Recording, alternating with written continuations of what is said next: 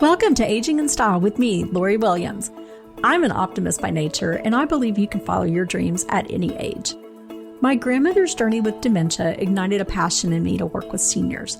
I've spent the past 13 years learning about seniors and aging. In my mid-50s, I followed my own dream and founded my company, where I use my expertise to help seniors locate housing and resources. On this podcast, we cover all aspects of aging. Join us each week to meet senior living experts and inspirational seniors who are following their dreams. The fact is, we're all aging, so why not do it in style? Hi everyone, welcome to the show. Today we are talking about a topic that scares a lot of people. It's the topic of hospice. And there's so much misinformation out there and confusion on what hospice is. So I decided to bring in an expert and invited my good friend Donna French. Donna has worked in senior living for 20 years, and she has worked in every aspect of senior living there is. She's worked in home care, independent, assisted, memory care, skilled nursing, and now she's in hospice. So Donna has, she's seen it all. So she can really, I feel, dispel a lot of the myths around hospice. So she is joining us today. Donna currently is the community liaison with Archway Hospice. So welcome, Donna. Well, thank you. I'm so happy to be here. Good. What a topic to talk about. I'm anxious to let people know it's not a topic to be afraid of. If you get the education and the information out there, they will welcome the benefit. Exactly. And that's the whole purpose of this podcast, really, is just to educate people, because you don't know what you don't know. And if we can take some of the fear out of, this type of a topic, right, I think we're doing a big benefit for people. So how did you get into senior living? Oh my gosh. I got into senior living probably 20 plus years ago. My husband was a JCPenney in JCPenney management, and we moved around every few years. So I've done a variety of other things in my life too, but after the kids were in college, we moved to Chattanooga, Tennessee, and met some neighbors, and one of my neighbors ran a home health care, and he asked me if I wanted to work for him in the office part-time, and I just jumped at it. I said, I think I would love that. That would be just great. Well, he noticed something in me that I did not know about myself. He thought I would be good in front of an audience to, quote unquote, sell his home health care business. And I said, nope, absolutely not. I do not like the word sales. That's just not what I want to do. And he goes, well, that's good, because we do not sell anything. We do community education. So that struck me, you know what, I can educate. And I went around with him for a while, and then it became history, because I ended up loving to educate. And because of my husband's career, we moved from time to time. So it gave me the opportunity to go from, skilled nursing, home health, eventually assisted living, independent living. And then after we moved here to Dallas, when my husband retired, I really kind of thought I would retire too, but it's just not working out that way. No. Well, and I love that you call yourself an educator, because you are. And I've known you for years, mm-hmm. and that's what you do with families. You educate them mm-hmm. on the options, whether it's independent living or assisted living. And I did want to mention that about 5 years ago, there was a big deal here in Dallas that Donna French was retiring, and we were all very upset about that. But she didn't. I didn't. I was working at a assisted living as sales and marketing director, and had just said, I'm going to go ahead and let you know this is going to age me, but at 65 years old, I was going to join my husband in retirement. And it's what I wanted to do, and I was excited to do it. And we did. We had 10 months of fun. We traveled. We just did things around the house, until I got a phone call from someone that I knew from the industry who was saying, are you really retired? I said yes, and they wanted me to come and market for skilled nursing. And I was about ready to get back into the industry about that time anyway. So I went out of my 10-month retirement, and I've been at it ever since. And we're so glad you came back. And do you want to tell us how old you are? I don't mind that at all, because I just ended up saying 5 years ago I retired at 65, so I'm 70 years old. The only thing I don't like about 70 is the number itself. I don't feel that way. I just feel wonderful, and I'm just still not ready to stay home. My husband's kind of a homebody. Yeah. And I'm not. So this gives me everything that I need.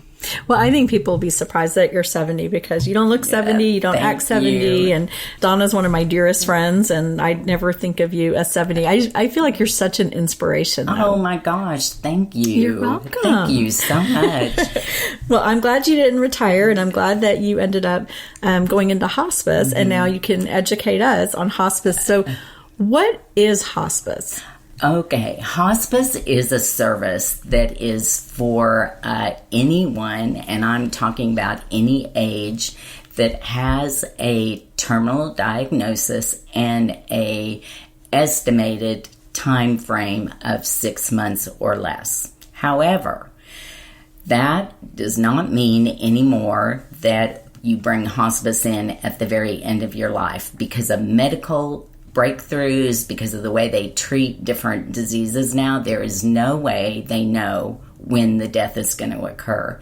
So hospice offers a service of nurses, CNAs, or hospice aides, chaplain, social worker. We go into the home or wherever you live and provide you the comfort and care that you need as you're going through your illness. And the word terminal could mean just cancer. It can be heart related. It can be Parkinson's, Alzheimer's. You do have to qualify with a certain diagnosis to be able to use the benefit, but it is a benefit that a lot of people don't really know that it's there. There is no out-of-pocket money for this. It's paid for by your insurance, Medicare, mostly for the people that are 65 or older, but also other insurance companies, and a hospice would have to have a license or a contract with some of the insurance companies. But hospice is a no out-of-pocket service, and we are there just to help the patient especially and their family accept the process of what's going on, and then help them through comfort measures, spiritual means, just anything they need, medical equipment, medications related to the hospice disease, the hospice diagnosis.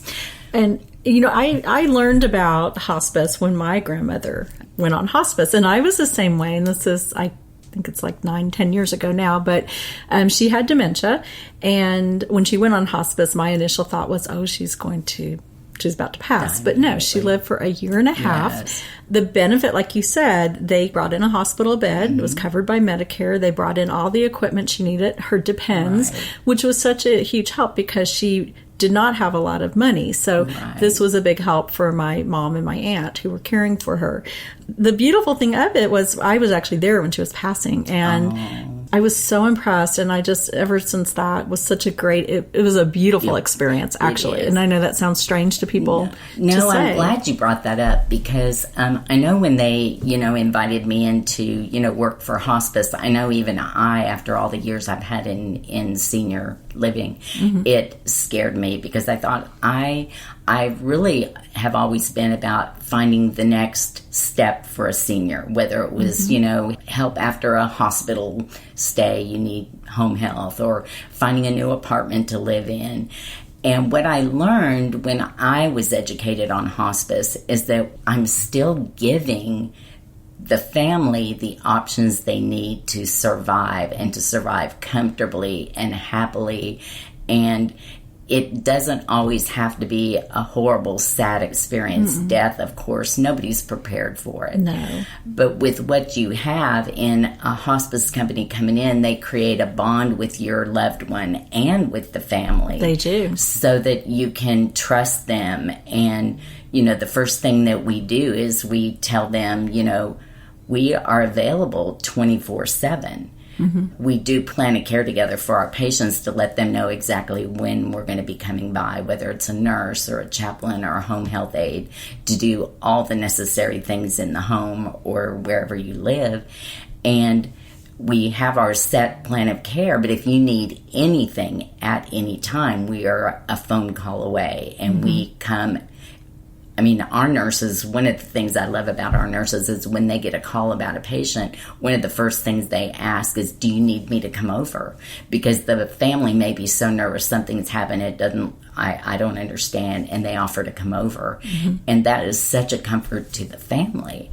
And I have learned that that's what I'm giving to families instead of a new home to live in or an activity to do, or I'm giving them peace of mind to know where to turn when they have a question, or they just need some comfort, and the patient themselves need it as well. But if we can get the family on board to know that we are there for them too, it can be just a group, family and friend experience totally. Yeah. We take it very, very seriously. Yeah, you actually become kind of part of the family in a lot of cases. I know a lot of people who stay in touch forever with Our their chaplain hospice. has been known to go ahead and do the funeral service afterwards. They've gotten to know him so deeply that he'll offer to do the service for them. And that's another thing that we can do is we go in and we ask the family, what do you need when we come?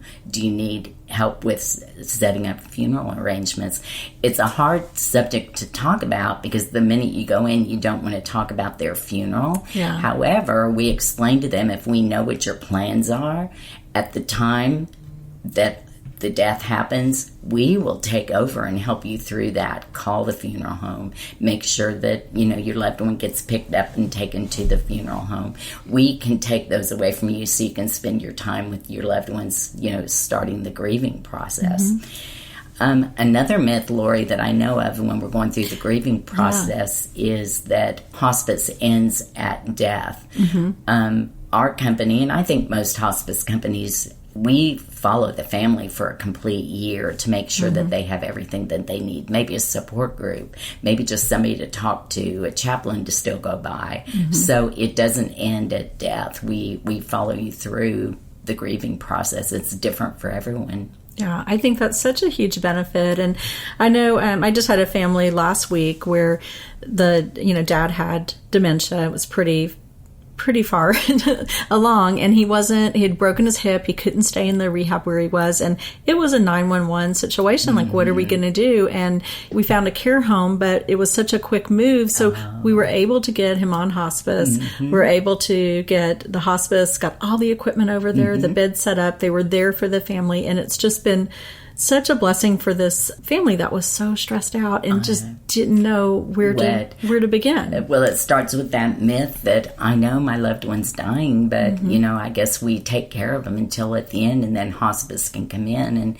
if you can come in as early as possible, if they qualify, it's just a better benefit for your loved one and for the family, so you can all get to know each other.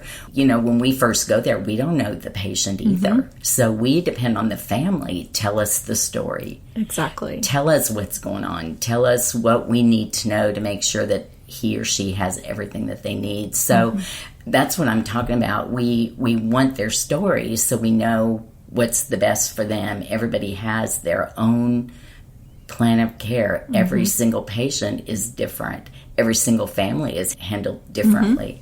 And my experience is I'm the one that gets to educate at the very beginning, lets them know what it is, what to expect, how to go about it. And then once we decide on the admission, we turn it over to my team. Boy, they're lickety-split. Okay, what do you need? We want it ordered immediately. If you're in the hospital, we want it there, delivered at the home before they get there. And y'all can turn it around in a day. We have turned many around in a day, and I'm not kidding. It can be done, but you have to find good partners to partner with, a good medical equipment company, a good pharmacy. It's like a well-oiled machine, and when we get that go-ahead, I'm working on one today, as a matter of fact, that we thought they were going to be admitted straight from the hospital, and the hospital never gave the order, never called anybody. They sent them home. So we're scurrying around now. We do know they qualify, but she went home today, so we need to get in there today. So I've already got our director of nurses working on everything she needs to make it acceptable for Medicare to go in as soon as we are, and just to make sure that they have everything that they need. Yeah, so it's sort of like a puzzle. You just piece all those pieces together to get them everything they need. It's true. So they qualify. It's for a 6-month period, and then they can re-qualify for another 6 months. Absolutely. One of the things that we just want to stress to a family is you go in with that original diagnosis and the original plan of care that, okay, the doctor says you have a terminal illness. It's not our job to decide. Nobody can decide when it's going to be. The only thing hospice can do is monitor all the symptoms, everything that's going on, to make sure that they continue to qualify medically. And then, so if it's longer than 6 months, our hospice patients have to be recertified every so often. Okay. We just have to show Medicare or the insurance company that you still have a qualifying diagnosis, and then we need to be able to support the diagnosis for the qualification of hospice. So there's another myth that once you go on hospice, you're inevitably going to die. Not true. We have patients all the time that may go off. It doesn't mean their diagnosis has gone away, but it means for now they're stable. They really don't need that extra benefit in the home, so they may not qualify, so you can go off hospice. And then if they start to decline, or when they start to decline, you can go back in. So there are some criteria you do have to follow, and we don't just look at somebody and go, oh, it's time. We have to just meet all the criteria. Yeah. And our hospice team, they are so specially trained in hospice. To find a really good caregiver or nurse or even chaplain or social worker, hospice is a very special career. I would think so. It's hard. We do get close to our families. However, they've got the empathy, the sympathy. They've got everything that it takes to be able to be with that family until the very last minute. And then we also do have to move on. But it takes a really, really special person to be able to do that and make a difference in their life. I feel like hospice is really more of like a calling for people. I never would have believed that because, but you are absolutely right. I mean, when they approached me, I just remember thinking, I love what I do. I love every entity of senior living that I've worked in, but hospice, I'm not sure. But I want you to know the families that I have met, and I don't get to stay with them very long. Because you're in the beginning, because I have to turn them over. But that doesn't mean I don't follow up with my families with, courtesy calls. How are things going? I just wanted to catch up. But I do want you to know that I can't tell you what it does for me when I see that family understand what I'm talking about. Because I may go in and a family, number one, nope, I don't want it. Part of my family wants it, part of my family says no. And I can have up to a couple of meetings with different family members, and you can give the education and you turn it over to them. We do not force them in any way to accept hospice. It's something that you have to be able to buy into. I know that kind of sounds funny, but if everybody is on board with what we're trying to do, make their life better and give you some peace and comfort while you're going through this, it's just really rewarding to me to know that I can give the education where they can make the decision to accept it. By saying that, I think I was so kind of shocked that what I get back from them is so much more than what I think I give them. Does that make sense? Yeah, oh, absolutely. It gives me a purpose. We were talking about purpose earlier. What is my purpose? My purpose is to educate, be there for whatever they need. Take that stress off of them. Take the stress off of them. And then to see it take place and watch the process work. I'm not like emotional getting ready to cry, but it's an emotional thing for me to watch the process work. And I never would have thought that it would affect me like it has. It's pretty, it's beautiful, it can be sad, it hurts, but it's in my heart. And death it's a hard topic. People don't like to talk about it because, of course, we think death and we think, it's scary. And so I'm sure a lot of the families that you speak with, everyone kind of has to be on board, because you're going to have some who are in denial that no, mom's going to make it. She's not going to pass. And then, I'm sure you get all the emotions. Some people who are angry about it. And, there's a lot of family dynamics. Oh, yes. And you have to be a social worker almost in every entity of hospice, because you're going in with such a negative vibe to begin with, and every story is different. Yeah. I just left the office this morning, and we have a nurse who's fairly new in hospice, and I stopped her this morning and asked her how she was doing, because we admitted a patient on Thursday. The wife was in total denial, married 55 years. So like I said earlier, we're not there to force them to accept what's going on. We're there to help them get through it. And 4 days wasn't very long to be able to do that. But I asked our nurse, how are you? How is the family?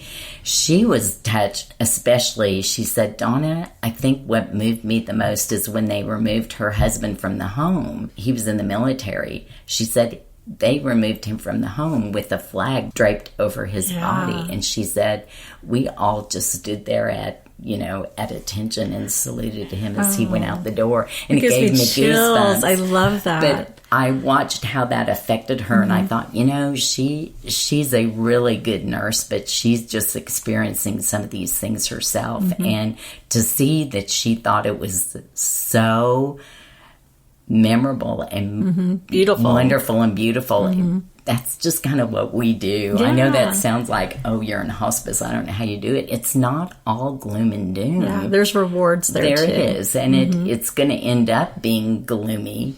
But if you're prepared for it, then we can help you work through it. Exactly. Well, there are, so many myths, and we have touched on some of them. We got sidetracked, didn't we? Well, no, I mean, it's just, I feel like just with hospice, anytime I bring it up with people, they automatically either shut down. Very, very rarely there's someone who goes, oh, yes, I do know, that you can be on hospice. And it's not, it doesn't mean you're going to die in a day or 2 days or whatever. So we did talk about that you don't have to be actively dying to go on hospice. You can be on for 6 months if you're you could maybe get better and go off hospice, or you could, is it certification? Is that what it is? It is a certification period. Recertification. I made a new word up there, recertificate. Recertify. There you go. Yes, and then they could be another 6 months. And like I said, my grandmother was 1.5 years. I know. There's some that we do admit right away during that process, and it doesn't matter what process you're in. We make sure you have everything you need from start to finish. So absolutely. Yeah. And then I think, the other myth, you give hope. And I don't think people see that. I know. In fact, that is a true myth. Is one of the things that, I get asked all the time is, how do you watch all these families lose their loved ones? And I said, the word hope does come to my mind, because we are there to service whatever their need is. But we do give them the hope that you can come together as in love, in comfort, not always hope for a cure, but hope that you give your loved one that's going through this an experience that, will be pain-free, spiritual, if they're a spiritual person. If they're not, no judgment. We are there for whatever the person is. But the hope that comes involved is hope for the future, for the family. What is that going to be once the loved one is gone? I'll get to a story about that in a minute. If they have an experience that's not horrifying when their loved one dies, they can move on with their life.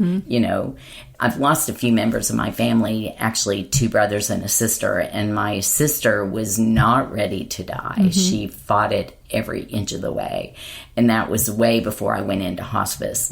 I had another brother that was ready to go, and then I brought another brother just a year and a half ago that he was also ready to go. And the experience from both of my brothers compared to my sister, who wasn't ready, she fought it all the way. Her death was not, how do you say, not the best. I mean, it was really sad to watch her. She refused hospice because she didn't believe she was dying. She was very young. Yeah. But anyway, I tell my families, that aren't ready to lose their loved one, and if their loved one is ready, it's such a gift for the family that they can all accept it and know that the loved one may be ready to go. Sometimes they're not, and you have to work with whatever that you have. Yeah, and I would think that's where your chaplain probably comes in, talking with them, answering questions, kind of helping them if they're fearful, which a lot of people are fearful. Right. Yeah, so it's not just, I just think it's just a full picture of all the things that you can do. It's not just that they're going on hospice and there's going to be a nurse giving them medication. Right. No, they're helping with their soul too, Exactly. helping them to. And, the chaplain is, he plays a very important role for the ones that, he doesn't even have to go into the home to minister. It's ministering his friendship, or it's ministering religion, if that's what you want. But it depends on what your loved one needs. Some people have a lot of people around, and some people it's just themselves or maybe one other person. So you are absolutely right. One thing I also forgot to mention is before the pandemic, we had a pretty good list of volunteers that go into the home, and they can read to the patient, or just be there to visit, or help with anything that they need at home. With COVID going on, they are out there in the homes if we COVID test every Friday. So if the family wants a volunteer, but our volunteer program really was going pretty well before the pandemic hit. Well, hopefully it can get back going strong again. Exactly. Is it a lot of retirees who volunteer? It is. Yeah, in fact, you'd be surprised. Some of the family members or the loved ones of our patients will come back and say, "Is there anything I can help with?" I lost a really good friend a couple weeks ago, and actually it's been about a month, and one of her best friends lost her husband, and then now her very dear friend, she said, "Donna, what can I do? I want to volunteer." So, they come from all walks of life. I heard Abby's little podcast last week. Oh, yeah. My daughter, 17. Your daughter, I'm sorry, yeah. She had a podcast. Teenagers that might have that ability to go in and just be with a senior and talk or visit. They can help in the office. Maybe visiting a sick patient isn't their forte. Volunteers maybe can making help in a the card office. or sending something to the Absolutely. family. Something Mail. like that. Oh, the seniors love They mail. do. Yeah. That's wonderful.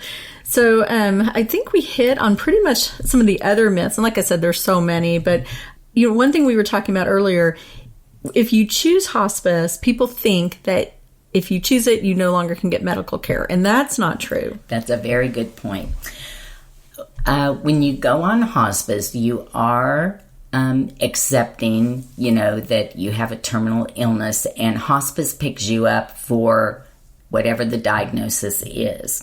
So let's say if a patient has cancer, you're really not going back to the oncologist, and you are choosing not to have any more treatment for that disease, because at the time you come on hospice, there's usually an issue that the doctor says there's really nothing more we can do to make you better. But, we go in and see if we can have them stabilize in their illness.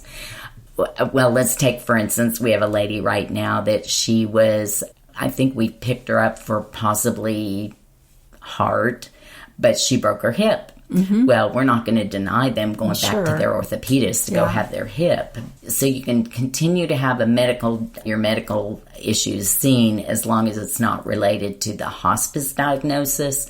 So she had a new diagnosis of her hip, but she could go and see the... And even if you're on hospice and you would fall and break your hip, or you would have something that needed attending to, you would have to, depending on the doctor, would you want to go through surgery to fix the break? Or, you can definitely have things diagnosed, but you are kind of giving up treatment for the terminal illness. Yeah. So people ask all the time, we have a dental appointment. It depends on what stage of the illness you're in. If you're still able to get back and forth, then you maybe have a bad tooth. Or somebody asked me the other day, can I still go to my urologist? We have to ask them, what are you seeing your urologist for? Is it something that is going to benefit you to, continue your urology appointment it's a different diagnosis that we picked her up for. Does that make sense? That does make sense. And, we touched on it earlier. So like hospice is paid for typically by Medicare if you're over, the 65. But, if you're younger, your insurance would cover it. So this is where I get confused because they'll call me and they'll say, okay, so we're going on hospice. Dad's on Medicare. Can he still do his physical therapy? No. Because that's both Medicare. And that's a really good point, is a lot of people think that they can continue home health with hospice. Anything that is also paid for by your Medicare is not going to pay for both. Exactly. So physical therapy is a type of therapy where it's improving what's going on in your life. So it's not that we don't want them to improve their walking or their strength, but you actually just can't have home health coming in at the same time hospice does. We do have physical therapy, occupational therapy, speech therapy, available for those on an individual basis if it's needed for their treatment. Comfort, maybe massage treatments. It's not designed that you're gonna come into hospice and think that you're not walking now, but in a month or two you're gonna get strong enough to walk again. That could happen, but it wouldn't be able to happen with bringing in home health with their type of physical therapy. Yeah. So you're just keeping them comfortable. Exactly. We are yes, we are there for comfort measures, making sure that we manage the terminal illness to the best of our ability to make sure that they stay comfortable and safe. And then we also touched on this earlier, but I want to go back and just make sure it's really clear. Okay. So hospice can be received anywhere. A lot of people think, I have to be at home, and that is not the case. Right. So tell us about that. Hospice can be provided in a skilled nursing setting if you're living there under, whether it's private pay or Medicaid.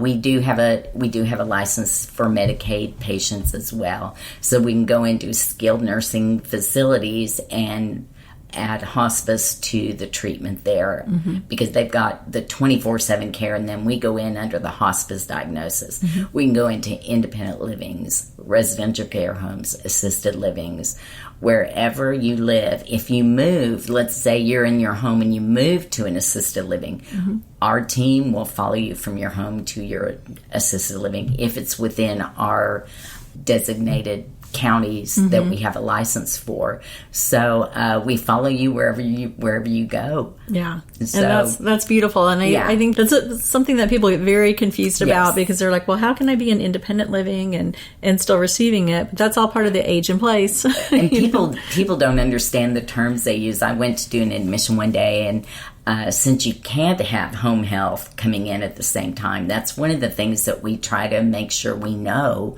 before we go in there. That's kind of my job. And I went to admit a patient that somebody else had actually interviewed, and our nurse was told that she had help coming into the home. So we assumed, which every day you learn something new, assumed that they just had somebody coming in. Like a caregiver. With a caregiver. So I get there, and we were getting ready to sign the document. She goes, the nurse is coming today. And I had to back up and go, tell me a little bit of what you're talking about. She said the nurse, so I assumed it was home health. And which is home health is your medical base, home care is your non-medical. Exactly. There you go. Thank you. So I actually just had to stop and ask a few more questions and find out what we're really doing, because you can't have the same entity in the house at the same time. Medicare is not going to pay for both. What we found out is she used the word nurse, but it really was a private care company that was coming in on a regular basis. That she was paying for. That she was paying for out Medicare, of her pocket. Yeah. But she said the word nurse. So you just have to be really careful that people are using the correct terms too. And kind of probably drill down with them to say, what exactly does that mean to you? And I know a lot of the senior living terminology can be very confusing. It is. And for me as well. I know. For all of us. Yes. So I hope that this has helped everyone listening to make hospice less scary and explain more what it's about. And Donna, I appreciate you so much coming on. I love being here.